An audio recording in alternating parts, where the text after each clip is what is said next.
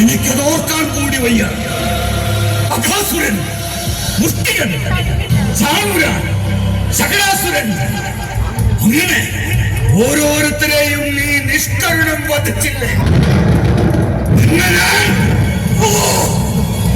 നമുക്ക് സഹിക്കാവുന്നതിനപ്പുറം നാം സഹിച്ചു കഴിഞ്ഞു.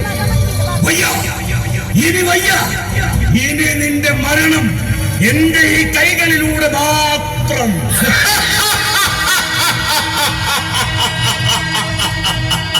എവിടെ എവിടെ അവനെ കൊല്ലണം, എനിക്കവനെ കൊല്ലണം.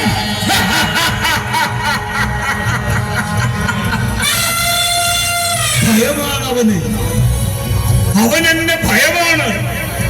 ഹേ കള്ളകൃഷ്ണ, നാം തീരുമാനിച്ചു കഴിഞ്ഞു നിന്റെ മരണം. നീ എന്റെ കൈകളിൽ കിടന്ന് പിടഞ്ഞ് പിടഞ്ഞ് എനിക്കത് അനുഭവിച്ചാനന്ദിക്കണം. അങ്ങനെ എനിക്ക് ആസ്വദിക്കണം. നമ്മെ ഭയന്ന് ഏത് ത്രിലോകങ്ങളിൽ പോയി വിളിച്ചാൽ നാം നിന്നെ കണ്ടെത്തി വധിച്ചിരിക്കും. നിന്റെ ദാരുണാന്ത്യം കണ്ട് ആസ്വദിക്കുവാൻ ഈ മധുരാപുരിയുടെ ജനങ്ങൾ കാത്തിരിക്കുന്നു.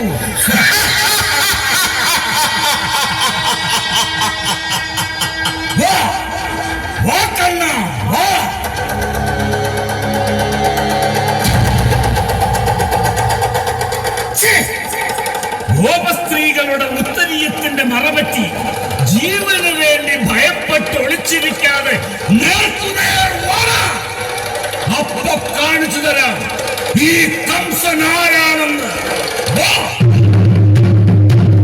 നിന്നെ വധിക്കാൻ നിയോഗിക്കപ്പെട്ട ഈ മതയാനകളെ മറികടന്നുകൊണ്ടുവാ.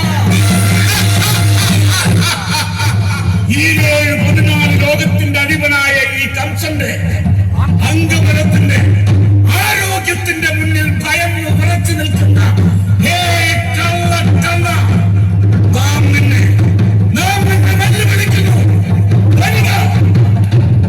എന്റെ മുന്നിലേക്ക് വരിക.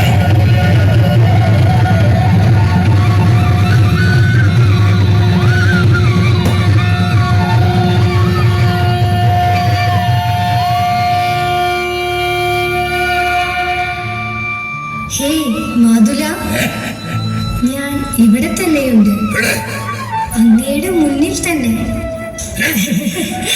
ഹേ മാതുല, അങ്ങ് എന്തിനാണ് ഇങ്ങനെ രോഷാകുലനാകുന്നത്? ശാന്തനായാലും. മാതുല, ഞാൻ എന്റെ കളിക്കൂട്ടുകാർക്കൊപ്പം കളിച്ച് രസിക്കുക. നോക്കൂ, ഗോപികമാർ എനിക്കായി കരുതിയ വെണ്ണയും പാലും മുറുതൈരും, ഓ എല്ലാറ്റിനും എന്താ ഒരു സ്വാദ്. അമ്മാവന് ഇഷ്ടമാണെങ്കിൽ ഞങ്ങളുടെ അതിഥിയാകാം. നമുക്ക് നിന്റെ ആതിഥേയത്വം വേണ്ട. നമുക്ക് വേണ്ടത് നിന്റെ ജീവനാണ്. ജീവൻ.